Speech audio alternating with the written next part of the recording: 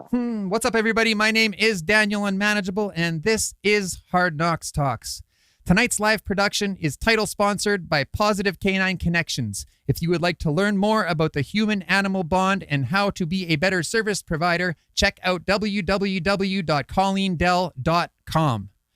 Tonight's show is also brought to you in part by Prairie Sky Recovery Center, the Elizabeth Fry Society of Saskatchewan, the Community Addictions Peer Support Association, Stronger Together Canada, peer-led support groups by Moms Stop the Harm, and the Canadian Research Initiative in Substance Misuse, Quebec Atlantic Node, and Carter's Counseling. Tonight's guest, Travis Sackett, person in recovery, is here to talk to us about his journey and how a dog he found chained to a tree walked with him through his darkest days and into recovery. And we're going to meet him right after this.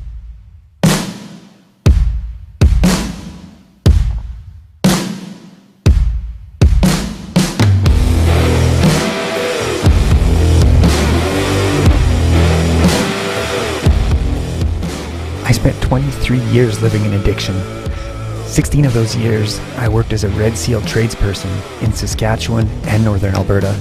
During that time, I made many mistakes and took more than a few hard knocks.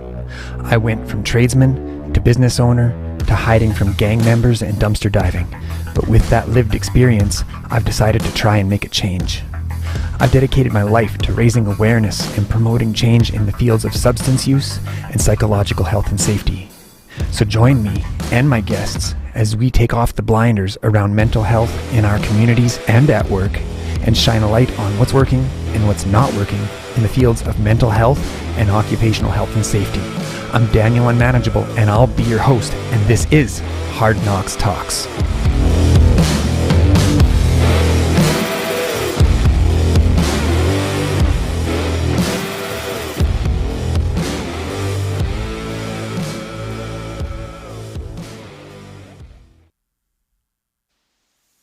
Okay, let's bring in Travis. Here we come. What's going on, man? Not much, man. How are you doing tonight, Dan? I'm doing well. That countdown always fires me up. I love the countdown. It's like one of my favorite parts of the show. Dude, it gets you amped. How can you not love that? I just love it so seriously. I'm with you. Is there anything that you would like to say tonight before we get started? First of all, thank you for having me on. Thank you to our sponsors. Once again, awesome shirt. That message is gonna tie in, so that's great. Wonderful to be here, and I'm just fired up to get started and have a chat with you. All right, let's do it.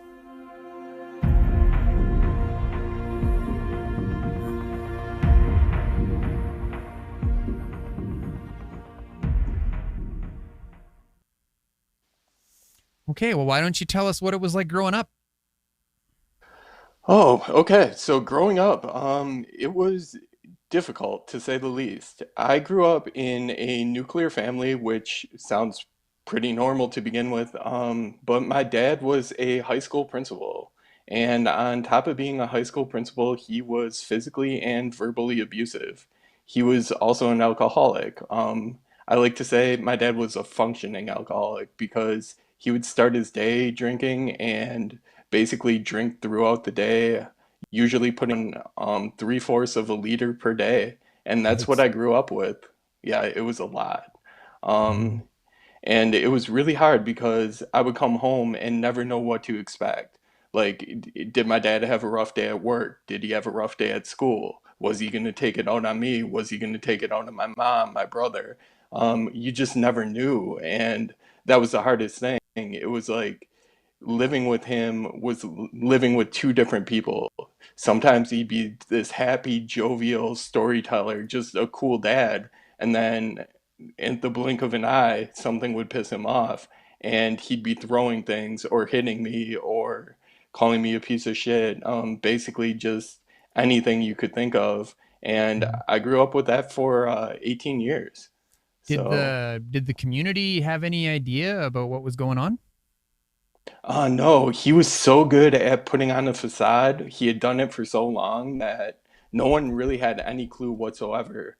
Hmm. They just saw him as the high school principal, probably fairly strict at work. I'm not sure. He wasn't my principal, thankfully, but And Yeah. yeah, that would have been even extra rough. Yeah, no But kidding. um, yeah, so I mean, they just saw him as a normal, I guess, normal guy, and really, it didn't present itself until, like I said, he come home at night, and that's when things would get rough. Hmm. So how was school for you then? Did you make friends easy? I did. Yeah, school for me was it was relatively easy. I never really felt very challenged in school. I'd actually get bored and sometimes get in trouble because of that. But I Hmm. mean, I was a 3.8, 3.9 student. Hmm. Never really never really struggled. Always had high expectations from my parents. It was always just assumed that after high school I was going to go to a 4-year college, which I ended up doing. And just really, basically, as long as I played sports and got good grades, my parents really didn't care too much about what I did outside of that, as long as I didn't bring any shame upon the family. Hmm. It was all about protecting that family image, that nuclear image that, we were this perfect, ideal family, Yeah. especially with my dad's job. How old were you the first time you got loaded? I was about 15 and a half, maybe 16. I remember my best friend and I got a bottle of blue UV vodka, and we ended Sounds up classy. splitting that. Oh, you know it. I think we mixed it with Mountain Dew, so. Hmm. And yeah, that was the first time. I don't really remember much of the night. I know I threw up at some point in time, Hmm. Did you get and caught? that was it. No, we ended up sleeping over at my friend's house, and his parents were also partiers, so to say. So like So they his weren't house was snitches? kind of this. No, definitely not. They didn't need to get any stitches. They were good. So Yeah. They survived my yeah. teenage years with zero stitches. Exactly. Yeah. No, they were like the cool parents. They were the Yeah. ones that would host bonfires, things like that. Hmm. And the parents that like if I had problems at home, I could go to his parents. I couldn't really tell him what was going on at home, but I could always count on that being like a safe place. So Okay. it was cool. So after the first time you got loaded, were you all in after that?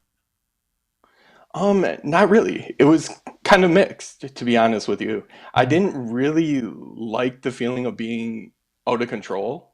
I felt like so much of my life, like there were so many aspects I couldn't control, like my dad's behavior, that I always liked to kind of be, I guess, centered, so to say. Hmm. Like always kind of like to have that balance. And when I drank, I definitely didn't have that.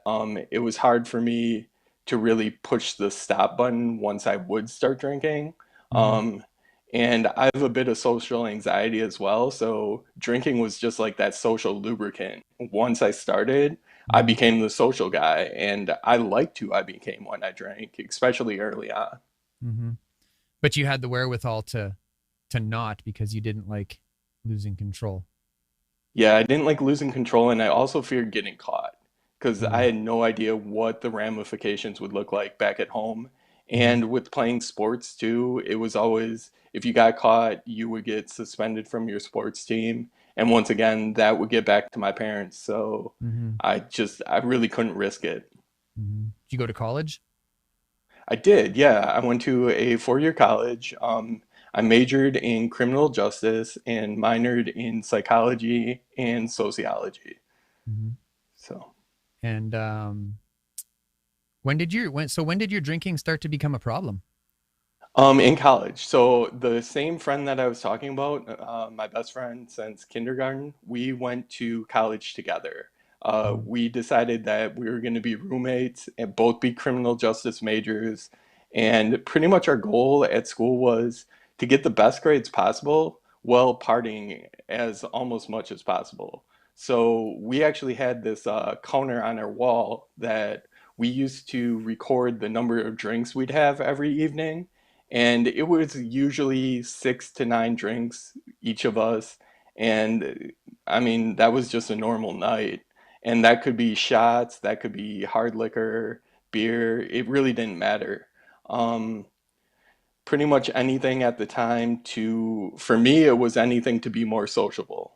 Hmm. For him, it was just kind of he was my party buddy, and we'd play beer pong. We actually took one of the doors off of our closet in college in the dorm room and Uh-huh. set up a beer pong table. So That sounds logical. that's, You yeah, gotta have a beer pong table. oh, of course. I mean, Of how could course. you live without that in college? Yeah, Yeah. yeah. Good choice. So, Solid choice. thank you. So, so what next? I mean, you graduated with decent marks. What Yeah. did you do Yeah. after? Did you have any So did you have any sober time at all during college or after? I did. I had my first year of college, I had a year of sober time. And the reason for that was my mom and my dad ended up getting a divorce. Hmm. And my dad, within a year, actually passed away from cirrhosis of the liver and kidneys. He just basically, once they got a divorce, that was really it for him. That was his breaking point, and he drank himself to death. So, in response, I was the oldest in our family, made executor of his estate, and basically just had a ton of responsibility going into my freshman year of college, Hmm. with trying to rectify all the stuff with his estate, everything else. So, I took a year and decided I wasn't going to drink at all. And basically, I kind of white knuckled it. Like, I Hmm. got through, I would go to parties, I'd have water. But I always kind of felt like I was missing out. That blows me away. I'm not that guy. Like for as long as I can remember, since I was 15 years old, like to go to a party and to not drink, like I can't imagine what it would feel like, back then. I can't imagine having that sort of pattern. Like that's why I left the house on the weekend was to get drunk. Yeah, I understand that. I mean, that was my escape later on for sure, but Hmm. at that point in time, I just felt like, sobriety was something I needed to do. I really felt like this commitment to my mom and my little brother. Like, I didn't want to mess anything up with the estate, and I wanted to make sure that they had everything that was coming to them with my dad's passing, Hmm. in terms of monetary support. My little brother was only 16 at the time, so it was extra rough on him because his relationship with my dad was, it was different than mine. Like, he was sheltered from a lot of the abuse, a lot of the things. He was my dad's favorite, so Hmm. being the youngest, I just really kind of wanted to be there for him as well. Yeah. So, what happened after college? Did you get a job right away? So yeah, I got a job. I was managing a gym, while I was waiting to get into the police academy. So I managed a gym for about 7 months. Really didn't like it. Hated the sales aspect of it, and just really couldn't wait to continue on in my career in law enforcement. Hmm. So I got into the police academy, and once again, had some sober time there too. And that was just because they worked us extremely hard. Like, I was commuting about an hour and a half to and from every day, Monday through Friday. And then I would still go and personal train at the gym on the weekends. So, because I was helping my mom and my little brother with bills at the time. So I had that commitment, and just really, once again, didn't really have time for alcohol in my life. Hmm. Just kind of pushed it aside and said, okay, there will be a time, and when it's time, I know I'm going to go hard, but this is not that time. Hmm. So, so Wow. made it through the academy, relatively unscathed. Like, it Hmm. was pretty smooth sailing. Wow. So so how was work moving into work? You were a what did you call yourself? A dignitary protection. What is that? Tell us what that Yeah. is. So I was a dignitary protection officer. Essentially, what I did, so in the states, we have governors. They're the head of state for each state. And I was in charge of protecting our governor and anyone who came to visit him at the executive residence. Hmm. So I was posted there. I also did some driving for him and his wife, to special events, things like that. And then I was also assigned to work special events at the executive residence.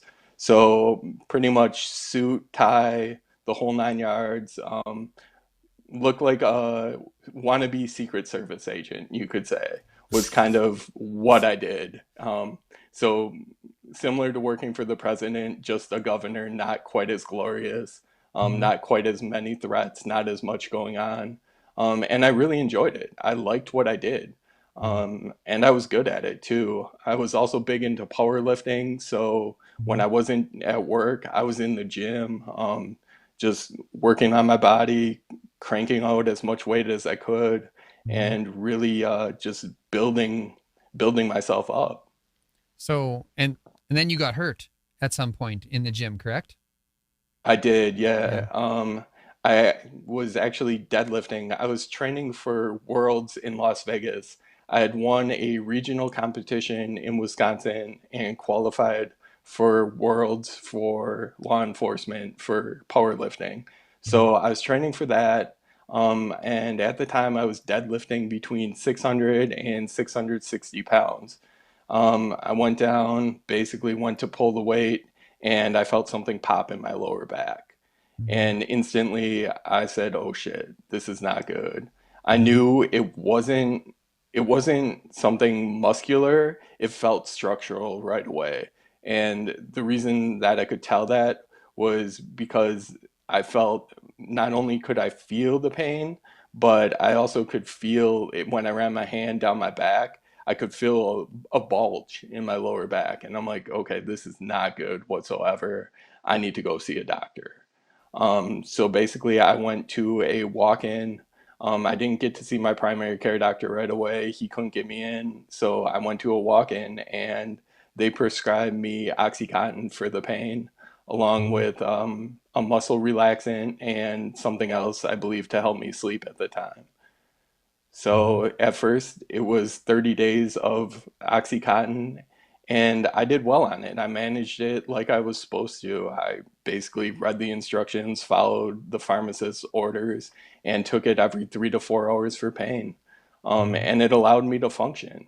And I actually continued to lift weights while I was on the Oxy because in my mind, I was still going to Worlds. That's what I Yeah. wanted to do. That's what I had worked so hard for. I had a sponsor at the time, so I was like, okay, maybe this can turn into something more. I guess I envisioned myself as one of those guys on the cover of like Muscle Fitness or Mhm. something like that. Like that was my goal. That's who I wanted to be. Yeah. And I wasn't going to let anything stop me. Yeah. So, did you like the way that it made you feel right away? Like, did you get that buzz? Were you attracted to that, or were you just like, this is killing the pain so that I can keep pounding away at the weights? Well, it was a bit of both. Like one of the things it did for me was that high kind of in the clouds feeling. I Mm-hmm. love that Yeah. because my anxiety went away. Like when I took the oxy, not only was I not in pain, Mm-hmm. but I You're didn't not have in that pain. that social. Yeah, Yeah, man. exactly. I hear you. So so I also didn't have that social anxiety. So I felt better talking to people. I'm like, wow, this is kind of a miracle medicine. That's what I thought at first. Yeah, I think we all thought that at And first. yeah, exactly. So basically, after the 30 days, I was like, look, I this is what I'm relying on to function daily. Like without it, when I would get up in the morning, I couldn't even bend over to tie my shoes. I would have to go down on one knee, put one shoe on, tie it, then gradually switch legs, do the other. Like it was just getting ready for work was even a challenge until the oxy kicked in. So Mhm. basically, I was fully reliant on that medication to be what's called fit for duty, just to be able to show up for work and do my job. Mhm. So I was taking it, and then I ran out of the 30 days, went back, and they re-upped me for an additional 90 days. And that's where I started to really develop a relationship with the drug. And I say relationship because that's what it was. Like, I would clock watch constantly. Yeah. Like, I was always waiting to see when I could take that next pill. And it was really difficult because what I found was the 3 to 4 hour time mark was no longer working for me. Like I would be in pain and I would only be about an hour and a half to 2 hours into the pill. And I'm like, okay, this doesn't, it's just not doing what I needed to do. So then Yeah. I take another one. Mhm. And eventually I blew through that 90 days of medication in about 45 days. Mhm. So clearly there was an issue there. And I really, I didn't talk to anyone about it. I just thought, okay, this is normal. Now I'm going to have to find something else, some kind of substitute to get me through, and then hopefully I can re-up again. Yeah. And I kind of saw everything in my life start to go on a downward slide. Yeah. My performance at work just wasn't great. Like things at home with my wife, I was lying to her about stupid shit, just because I couldn't tell her like how often I was using. Mhm. And I started to incorporate alcohol too, at the end of my days because I Yeah. was having trouble sleeping. Yeah. So I would add in shots at the end of the day, sometimes even add NyQuil into the mix too, just to try to get a decent night's sleep. Mhm. And it became hell. It Yeah. really just locked in a cycle of being, I guess, reliant on a pill and Yeah. then relying on alcohol just to try to be normal, so to say, and Mhm. just function. So you one day a friend at the gym um told you he knew where there was a dog that you could have. Yes, exactly. So basically, it was a friend at the gym who became my drug dealer as well. He was my lifting partner and he was known to use steroids. So I Mm. knew that he at least had access to steroids. I wasn't sure what else he could get, but basically, he became my supplier. Yeah. Anyway, he called me up one day because he knew I loved dogs. It was something that came up frequently at the gym. Did And you I have told him dogs how at the much time? I had a golden doodle, yeah. So a mixer between a poodle and a golden retriever, but it was basically my wife's dog. Mm. Like he responded to my wife, went to the barn with my wife, pretty much did everything with my wife. Mhm. So I really didn't consider him like my companion as much as hers.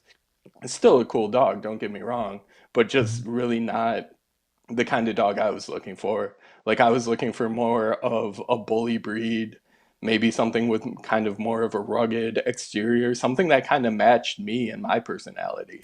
I matched So your basically, rugged exterior. yeah, exactly.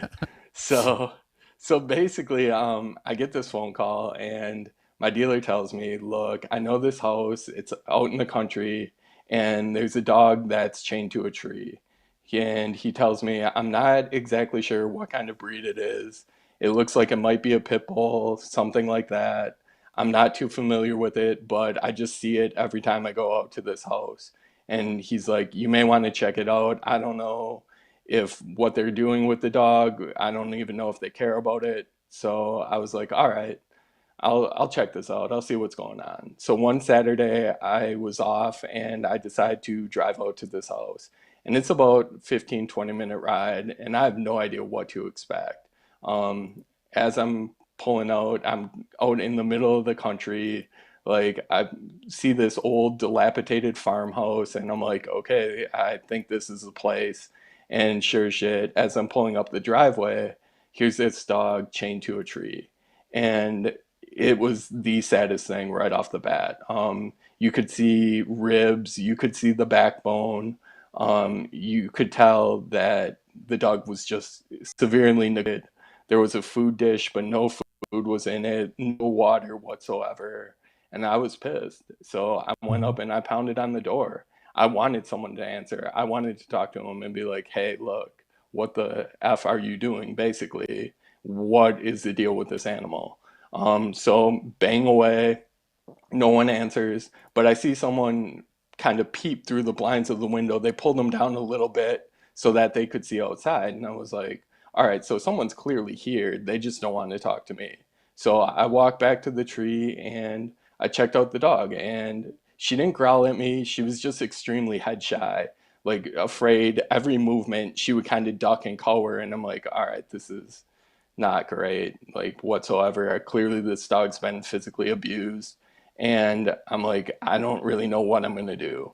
Like, and there's a thick gauge chain that was wrapped around her neck, and then it was padlocked to a tree. So I'm like, wonderful. Like, what am I gonna do? So I go back to my car, and I could considered it for a few minutes. I'm like, look, the people won't answer the door. Mm-hmm. There's really not much I can do to get this dog off the tree. I'm gonna have to leave. And as I'm pulling away, I thought to myself, if I leave this dog here, she's gonna die. Like, there's no doubt in my mind that it probably doesn't have that much long to last. And if I don't intervene, that's going to be it. So instead of going home, I went to a hardware store and I picked up a bolt cutter. Mm-hmm. And I decided, okay, I'm going to go back to the house, try to talk to them again, and even offer them money. So drove back to the house, banged on the door once again, tried to get someone to come outside. No one would answer. I yelled through the door, hey, I have money. I'm interested in purchasing your dog. It doesn't seem like you give a shit about her, so Were you if in you could just uniform? answer the door and talk to me. No, I wasn't. Not at that time. I had Mm-hmm. my badge on me though. Thankfully, I wasn't armed, because that could have been a bad situation. But Yeah, no doubt. No yeah, doubt. definitely had my badge. So, Mm-hmm. and I was like, all right, fuck it. So I went to the tree and I had bought some McDonald's on the way because that's a healthy lunch, you know. But It's anyway, a bought some lunch. McDonald's on, yeah, exactly, on the way there. And I had some fries left over. So I kind of baited the dog with some fries. Well, I got the bolt cutter around the chain on the tree.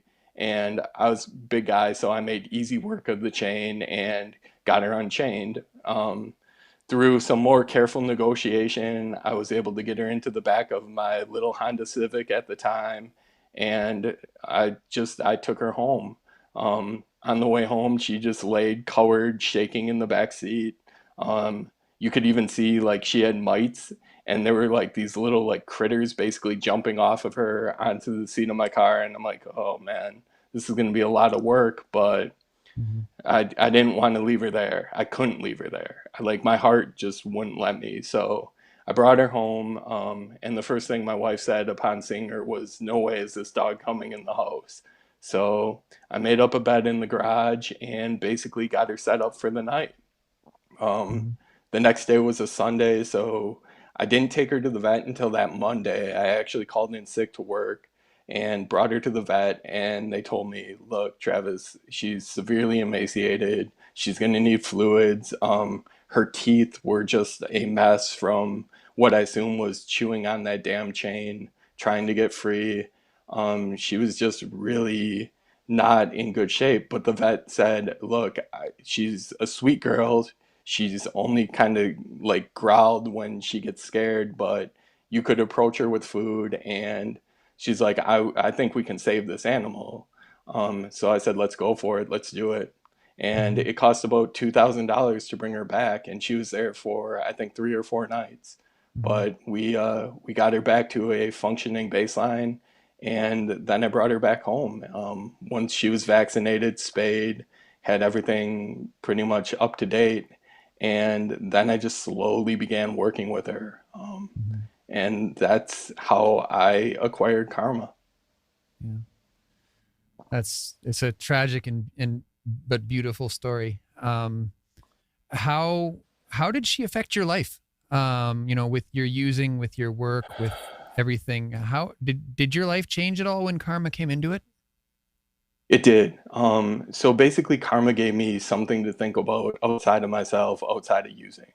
Mm-hmm. She became my primary focus. Started trading trips to the gym for walks with Karma.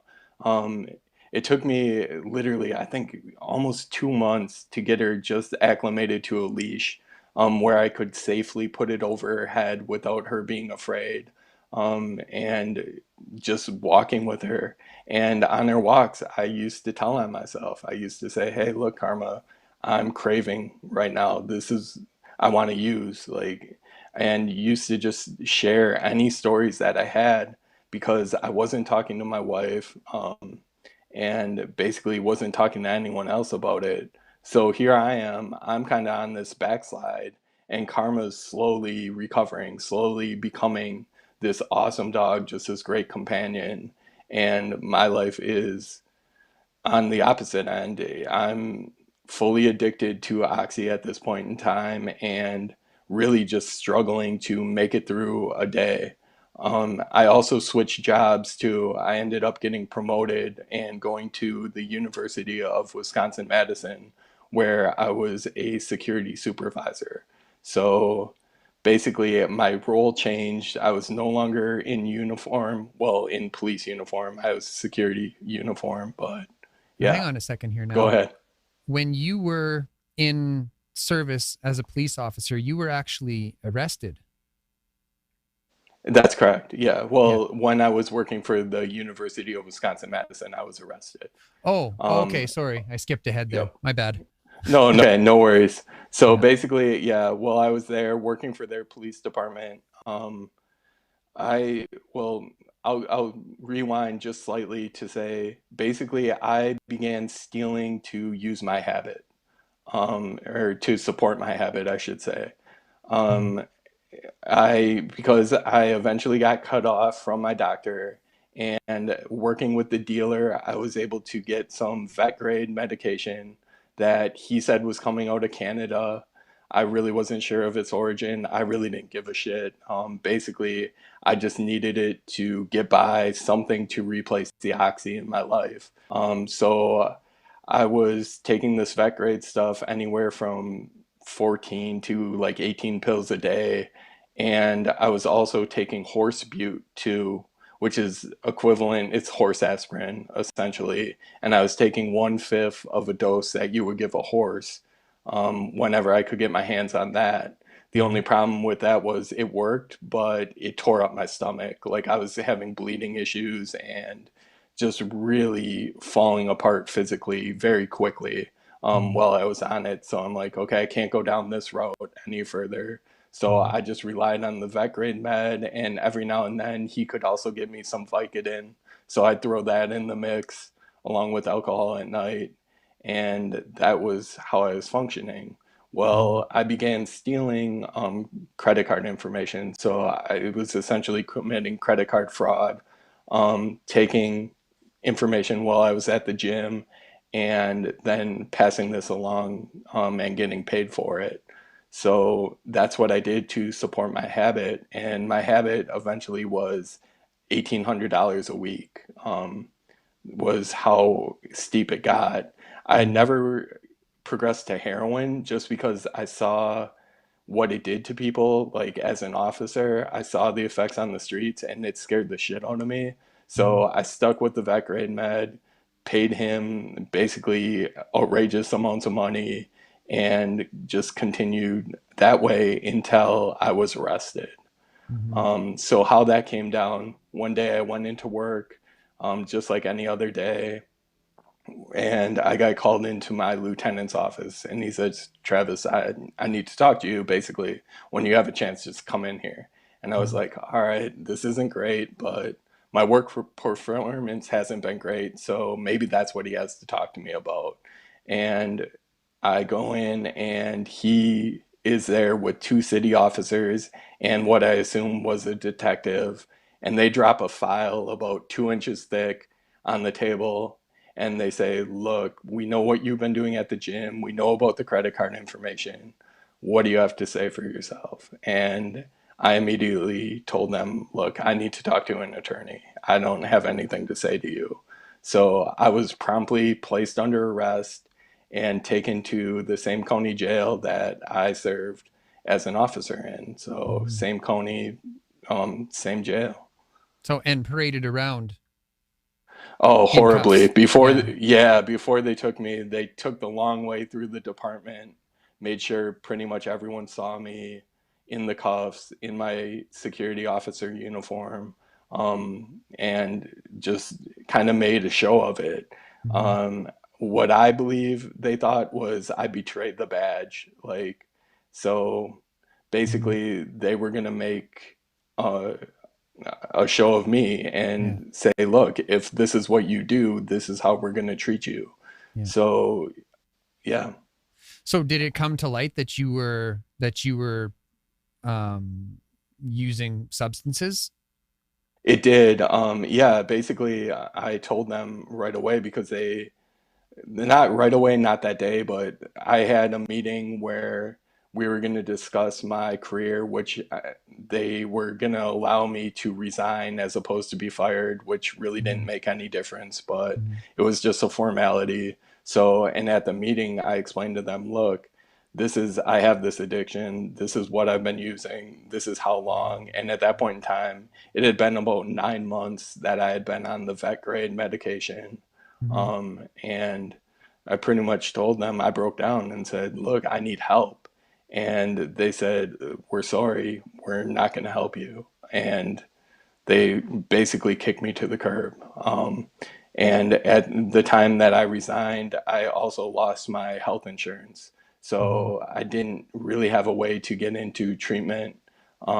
Eventually, I got a treatment scholarship, but Mhm. at first, I had nothing, like no career, um, basing except for karma.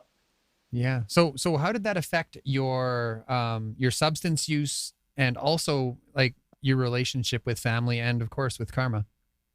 Well, in terms of substance use, it skyrocketed Mhm. because I had nothing else to do during the day other than go home and kind of sit in my own shit and kind of feel sorry for myself. I mean, I would still take care of Karma, made sure she got her walks, made sure we made it to the dog park. But aside from that, it was like I really I wasn't progressing. I wasn't doing anything Mhm. until I had an attorney, and then he told me about Connections Counseling, which is a local rehabilitation facility and counseling services. Mhm. So they got me linked up there. But in the meantime, I was able to get a job as a server in a restaurant, and I was also doing catering. So basically, while I was waiting for all my pending charges, which I had 13 misdemeanor charges from the credit card thefts, Mhm. I was working in the restaurant and taking care of Karma. And one day I came home from working a double at the restaurant, and my wife had moved out. She took half the stuff. She took Bonsai, the other dog, and we had two cats. She took them too, and basically she was gone. So you So came home I was to karma. came home to just Karma. Yeah. Mhm. And I mean, and basically with Karma being there, I contemplated suicide, but I didn't know what would happen with her. Mhm. And I refused to just let her suffer because I didn't have my shit together. Mhm. So I was like, look, I've got to explore a different route. So I got myself into treatment. I actually did something that I won't recommend anyone do. So this next part, don't do what I did. I detoxed at home. Um, I worried that basically I didn't want to go into like inpatient. I thought, look, I can detox at home. If I make it through the at home detox, then I'll go get help. And if I don't make it through, hopefully someone will find me. I remember I got Karma set up in our bedroom with like food, water, everything I needed, and basically I just lived in the bathroom for the next 3 days. Went through all sorts of wonderful pain. A time where I was pretty much delirious that I don't really remember. I think I was hallucinating. It felt like I had a high fever, and Karma just sat with me the whole time. Basically, she sat by my side like a guardian angel and watched over me while I went through the detox. Mhm. After 3 days of horror, I got my shit together enough to make a phone call and get hooked up with a counselor at Connections. So then a few days later, I went into Connections about 5, 6 days so and told my story. And they were like, okay, we're going to see if we can get you a treatment scholarship, see what we can do with you since you don't have insurance. and they were really awesome working with me and basically getting me hooked up with the treatment that I needed. Hmm. So, so this was an outpatient program. Yes, it was. Yeah. Okay.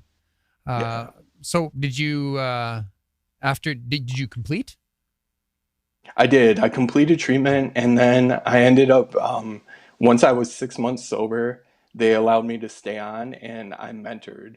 And I mentored for about another. So I had about a year sober, and then around that time, I ended up getting sentenced for my crimes. Mhm. So I ended up going to jail. Basically, my sentence was 3 months in jail and then 6 months on the ankle bracelet. So electronic monitoring at home. So So I just a quick completed that. question. Just a Yeah. quick question. When you were going through your outpatient programming, did you tell your service providers about Karma? I did, yes. And What they did were they? actually, oh, it was so cool, man.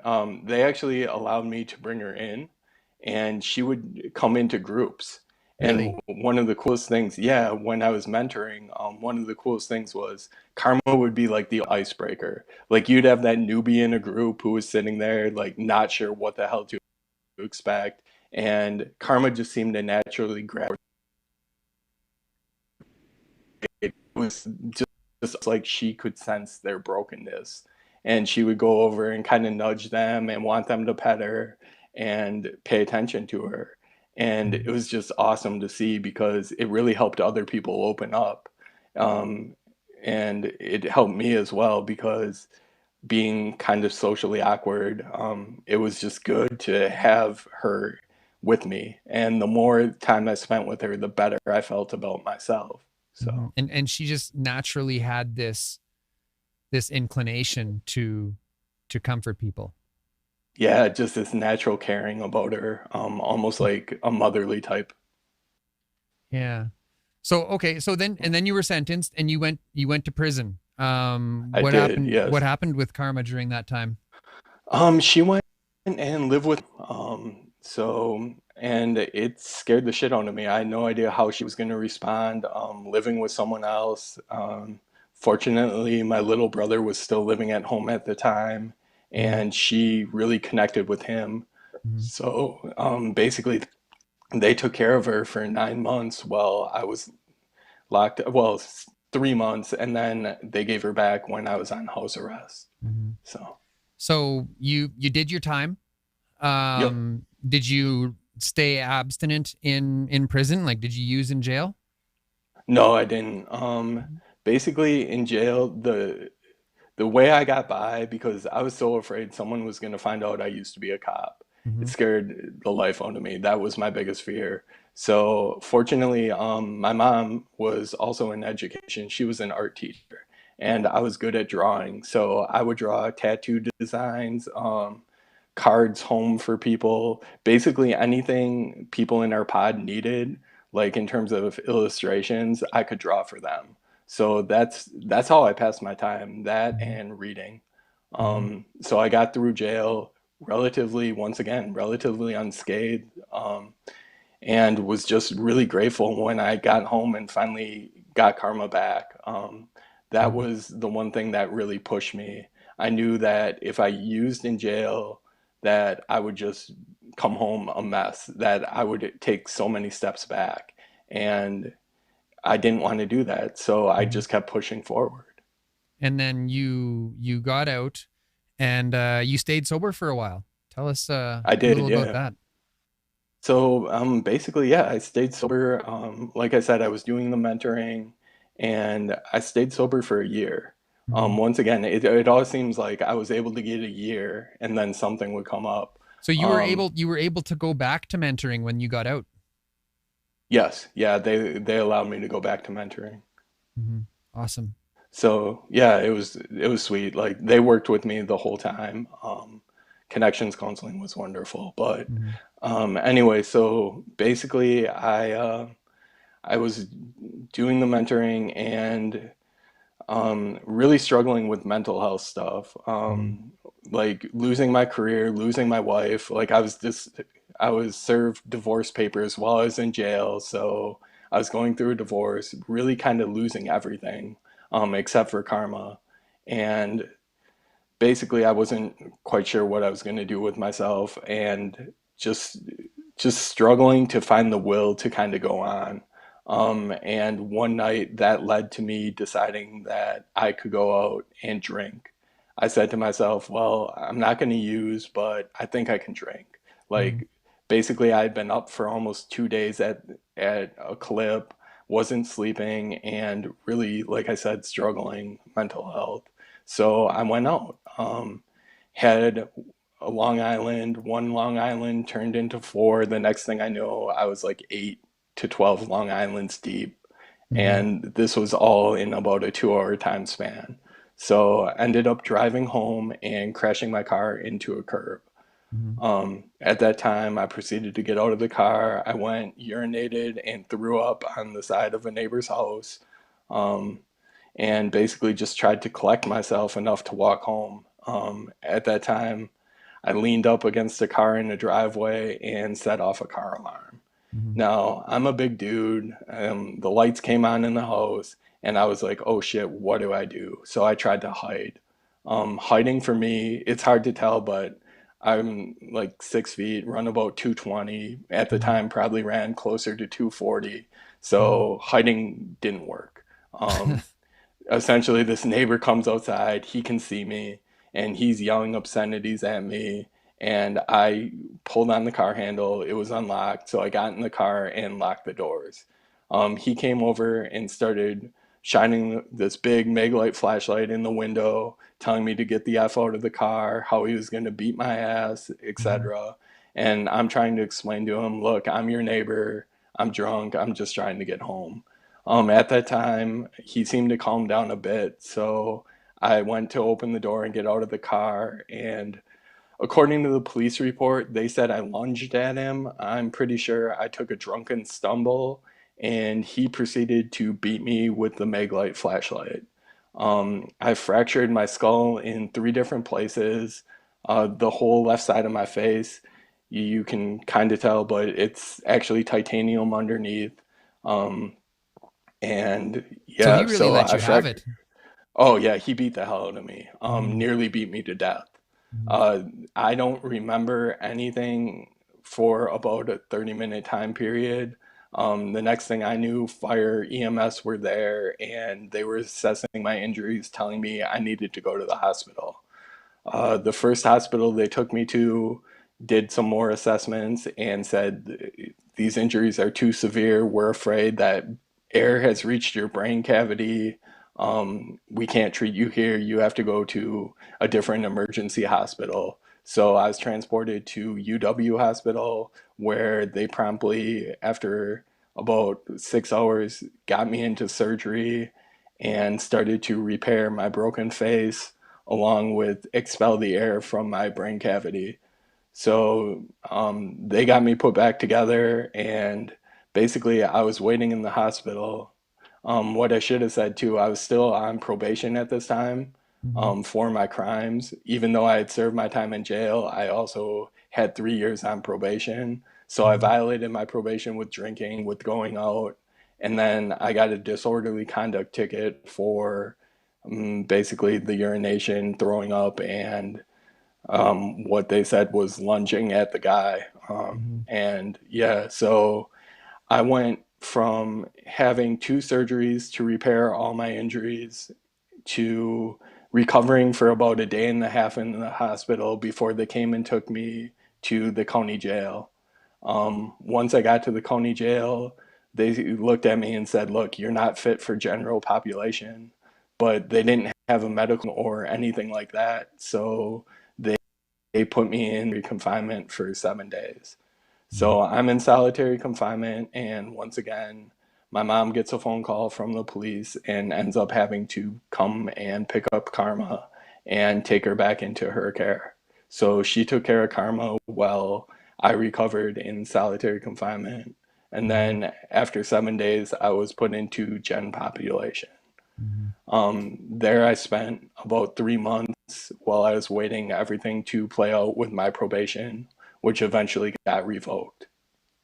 Mhm. So, and that was it for you, That correct? was my rock bottom. All right, Yeah, we're gonna that take was a my quick break. absolute rock bottom.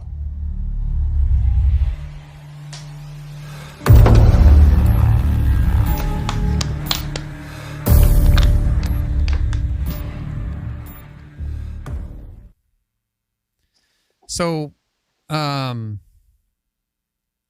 what was it like getting out after that? Getting out was, well, while I was in, I had to reteach myself how to read and how to write. Those were two things that I lost due to the brain injury. Um, that I ended up being diagnosed with a traumatic brain injury and aphasia, which sometimes I still get stuck on words. It's not nearly as bad as it used to be, but Mhm. yeah, so basically, I had to do all my own PT in jail. So getting out was a godsend. Mhm. It was the best feeling next to being reunited with Karma. Basically, the first day I got out, my mom brought her and came to see me because she knew how important she was in my life. How And did how did Karma react yeah, to you? Like, surely oh my you gosh. yeah, tell us a little bit about that. Oh, so I still remember she was literally jumping in circles and like had this wiggle that would not stop. Like her butt would not stop wiggling. What's And that it was wiggle that just the wouldn't stop? cutest thing. That's Exactly. yeah. So it was just so cool. And then she ended up jumping up, like, which she never did. Like, she never jumped on people. And she jumped up, and I ended up catching her. And I was like, oh my gosh, like, she was that fired up to see me. And I immediately broke down. Like, it was like everything hit me.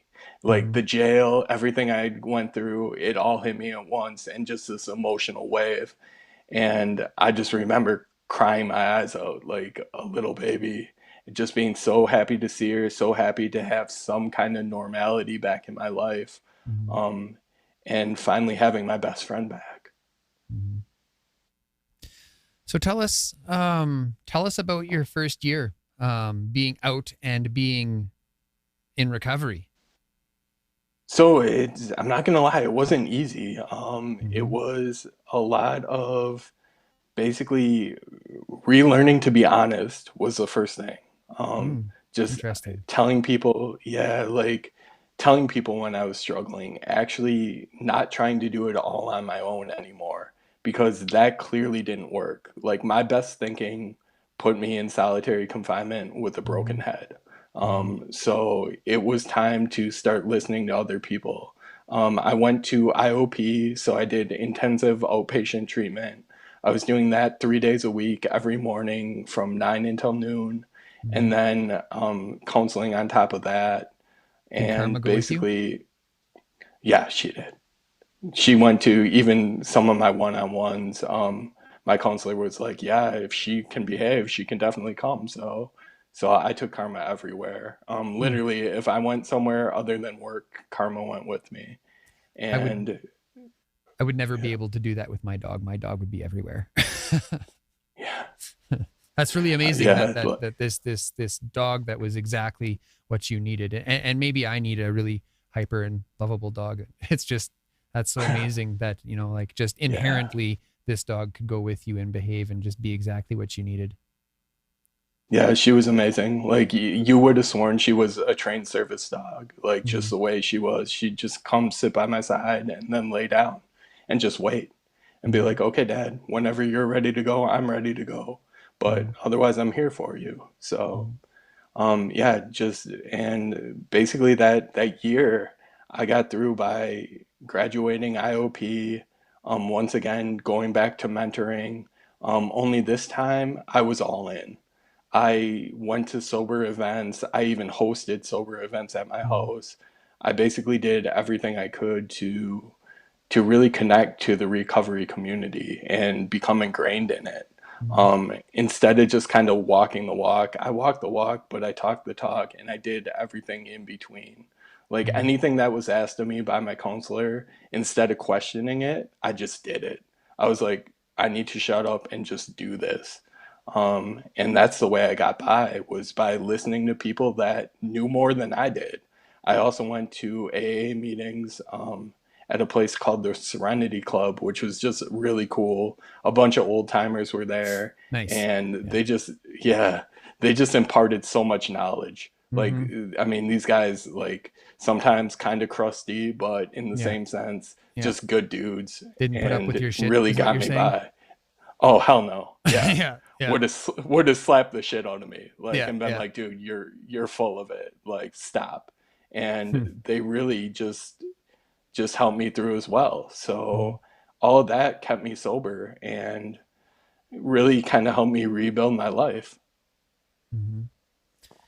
So, and then, so is Karma still with you? Unfortunately, she's not. She got cancer, which is prevalent in boxers, unfortunately. So one day, my fiance at the time, who's now my wife, was working for a vet clinic, and we found a small lump on the back of her leg. And at first, we just thought it was a bug bite, but it didn't go away. So we got her in, and they checked it out. They did a biopsy and it came back positive for cancer. And they ran some more tests and found that it had already spread to her lymph nodes. So they basically told me you're going to have anywhere from 6 months to a year, and do the best you can with her. Basically, give her the best life you can. And she was around, like, we never really knew her age, because they date by teeth, and since her teeth were so bad, when I got her, they guessed she was around a year old. So she was probably like 6.5 when she had the cancer. Hmm. Wow. I'm very sorry to hear that. Thank you. So, but you ended up rescuing another dog.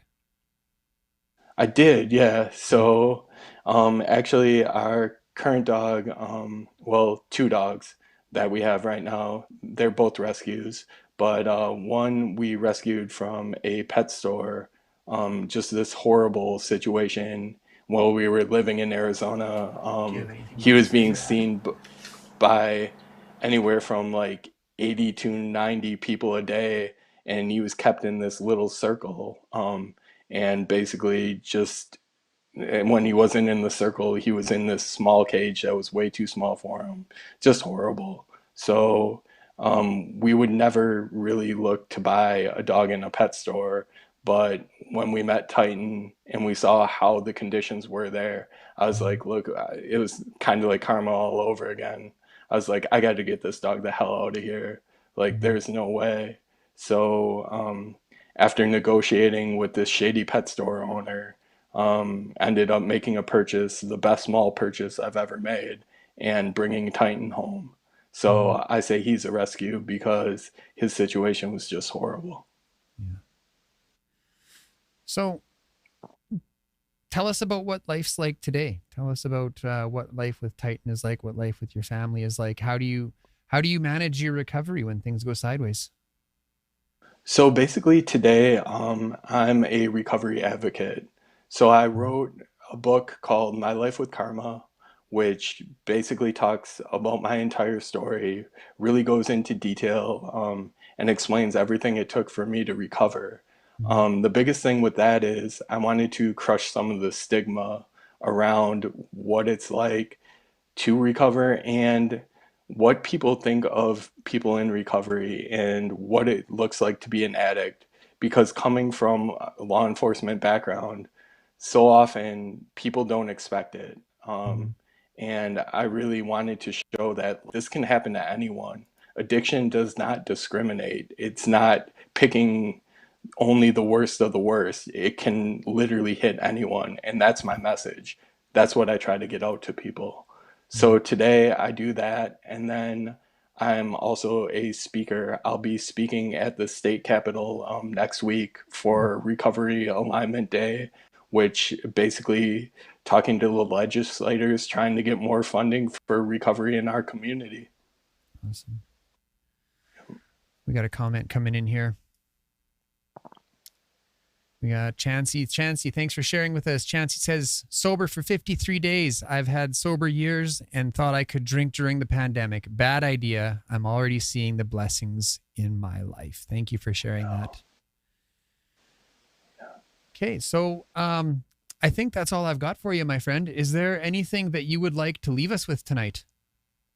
I mean, my biggest message is basically find a companion. I mean, addiction is such an isolating thing. And if you can find someone, whether it's a dog, whether it's a person, just someone to connect to, that's going to help you through. Don't try to do it on your own because your own best thinking is usually what gets you into trouble. So if you can reach out to anyone else, I say go for it. Make those awkward connections at first and really kind of give yourself over to recovery and let it do the work and then you do the work. And that's the best advice I can give. Awesome. All right, my friend. Well, thank you so much for joining us tonight. Thank you for sharing your story. And we'll let you go. Take care, my friend. Awesome. Thank you again, Dan. Peace.